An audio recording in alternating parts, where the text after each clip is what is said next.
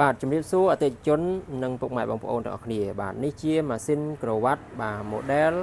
SPF 5000EF នៅក្នុងចំណុចនេះដែរខ្ញុំនឹងបង្ហាញបងប្អូននៅរបៀបក្នុងការកំណត់ setting បាទចំណុចទី12និង13បាទដែលចំណុចទី12និយាយអំពី voltage point back to unity ឬក៏មានន័យថាបាទកំណត់ឲ្យម៉ាស៊ីនភ្ជាប់ចូលទៅភ្លើងរត់នៅពេលដែលតង់សុងឬក៏ភាគរយអគុយធ្លាក់ទាបហើយចំណុចទី13បាទនិយាយអំពី voltage point back to battery មានន័យថាការកំណត់ឲ្យម៉ាស៊ីនភ្ជាប់ចូលទៅអគុយនៅពេលដែលតង់សុងអគុយឬក៏ភាគរយអគុយឡើងខ្ពស់វិញបាទអញ្ចឹងដើម្បីកំណត់បាទយើងចូលទៅក្នុងម៉ាស៊ីននេះទាំងអស់គ្នាអញ្ចឹងក្នុងចំណុចនេះបាទក្នុងការកំណត់នេះគឺខ្ញុំបានភ្ជាប់ម៉ាស៊ីនបាទចូលទៅ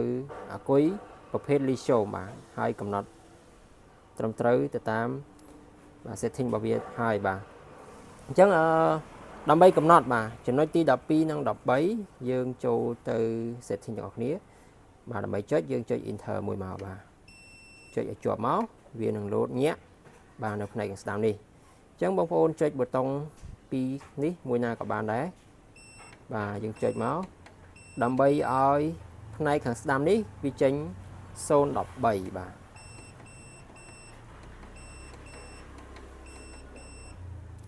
បាទឥឡូវនេះគឺចេញ012បាទដែលនៅផ្នែកខាងឆ្វេងគេបង្ហាញអំពី B2RC បាទឬក៏គេ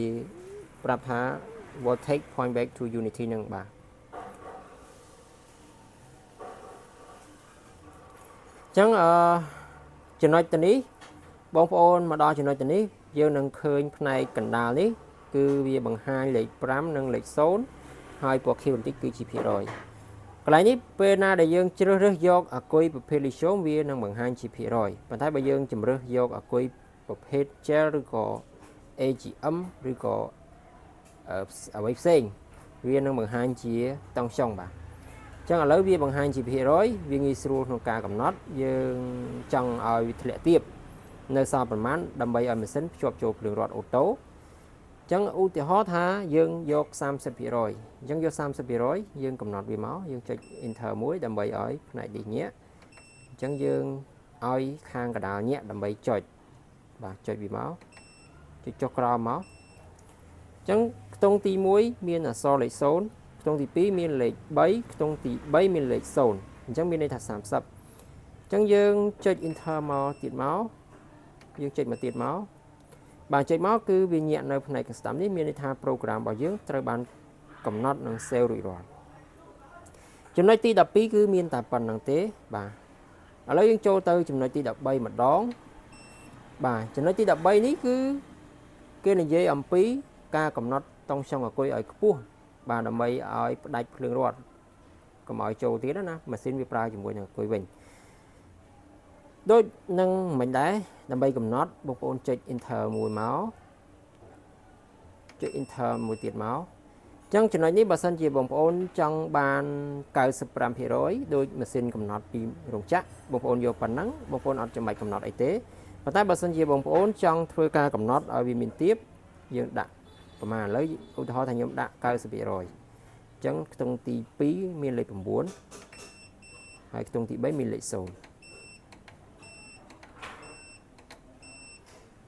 បាទអញ្ចឹងលេខ0លេខ9លេខ0បាទនេះ90%បាទយើងចុច enter មកអញ្ចឹងជាចុងក្រោយយើងចុចសញ្ញានេះ escape នេះបាទអញ្ចឹង